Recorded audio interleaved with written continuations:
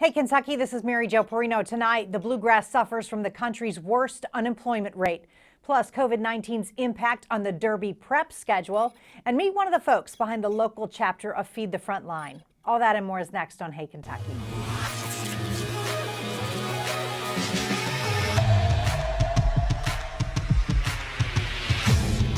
Welcome to Hey, Kentucky, along with LEX 18 Sports Director Keith Farmer. And Keith, this unemployment thing we've talked about it so much, and it's still heart-wrenching. Yeah, I mean, it's just so hard to believe. The numbers are staggering, and there's just so much involved with it. I'm hoping that we start to see some of it come back as these phases open up. I know. Well, here are the numbers, by the way. Frustrations continue to mount for delays in that unemployment because it seems the Bluegrass has the country's worst jobless rate.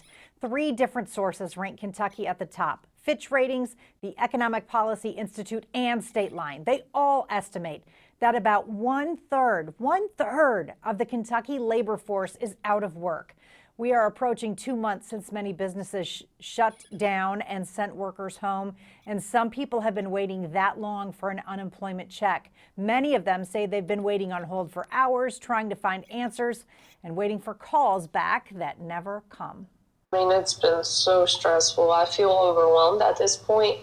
It just kind of makes me wonder. I'm quarantining with my boyfriend and I have family. And I just wonder, if it weren't for them, where would I be?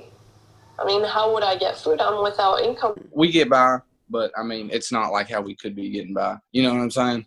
So, I mean, it's rough. It is, I ain't gonna lie, but I mean, we make it work. There are also concerns about the impact on workers who lose their employer-sponsored health insurance plans because of coronavirus layoffs. Many of them could fall in between the cracks as the state approaches its Medicaid qualification capacity. And Keith, our unemployment numbers are so high, but at least, we are one of those expanded Medicaid states, so our uninsured isn't quite as bad, at least for now. Yeah, because, like Cobra is not cutting it. It's too expensive. And so people got to go Medicaid. That's, going to start getting tapped out a little bit. I get stressed out listening to those two talk and just can't even imagine. I know we've all of us at some point or another have had some low points in our lives. And so it takes you back to that moment that you've had. But this is just on another scale. And it's heartbreaking to hear. It is, and it's all through no fault of anybody's, and this is all happening. It makes it even harder to digest, I think. Kentucky Senator Rand Paul clashed with Dr. Anthony Fauci in Washington yesterday during a Senate hearing focused on safely getting back to work and back to school. The nation's top infectious diseases expert defended his guidance to the federal government over how to respond to the COVID-19 outbreak as he was challenged by the Bowling Green Republican. So I think we ought to have a little bit of humility in our belief that we know what's best for the economy. And as much as I respect you, Dr. Fauci, I don't think you're the end all. I don't think you're the one person that gets to make a decision. I think it's a huge mistake if we don't open the schools in the fall. I have never made myself out to be the end all and only voice in this. I'm a scientist, a physician, and a public health official. I give advice according to the best scientific evidence. We don't know everything about this virus. And we really better be very careful, particularly when it comes to children.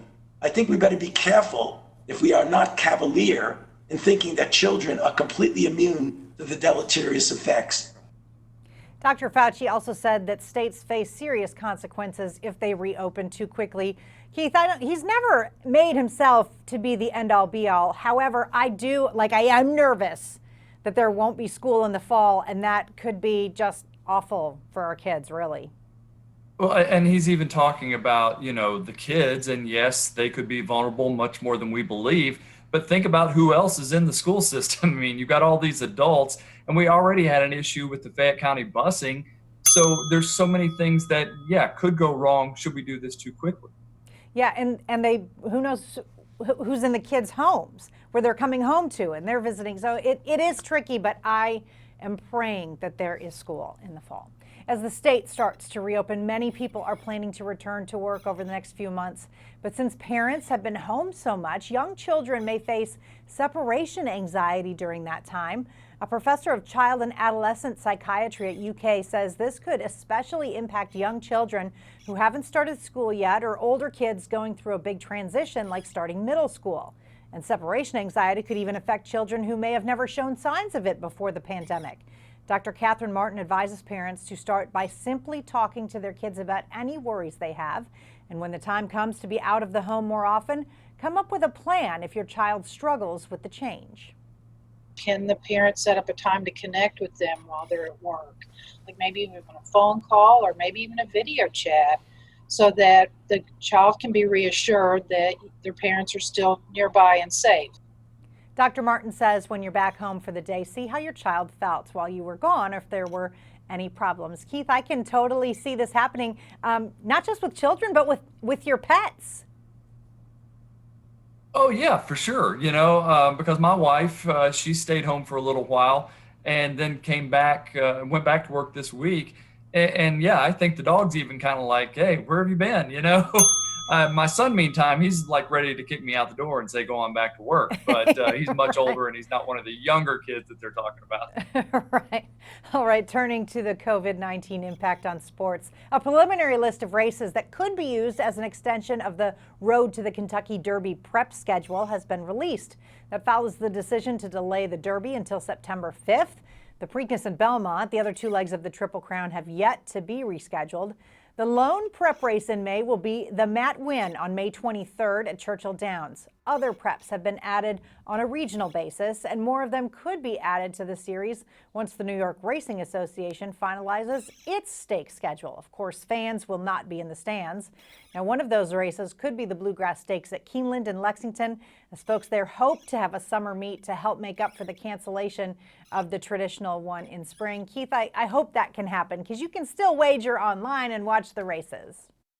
Yeah, exactly. And I would love to see Keeneland still be involved with the prep race towards the Kentucky Derby. So that'd be phenomenal to be able to do that. But just to have the chance at having Keeneland open and running races and to maybe have a chance to drive by there and see some of that would be incredible. Not see it, but feel that it's going on. Of course, you can always feel the Keeneland energy. Yes. All right, this is going to irritate you, because this irritated me. Kentucky basketball may not have been mentioned during the college hoops bribery scandal, but one sports analyst decided to include the program in his comments about the NCAA's handling of schools and shoe companies moving forward. Jeff Goodman says that if shoemakers are designated as university boosters following the scandal, it would open up a can of worms, because Nike helps schools like Kentucky and Oregon get players. The Ducks allegedly offered an astronomical amount of money for Brian Bowen before Bowen's family decided to take a $100,000 deal to go to Louisville. Whether it's, Brian Bowen's father in one case, or Billy Preston's mother at Kansas, and thus deeming them boosters, that's kind of the way the NCAA is trying to operate here, to be able to get them.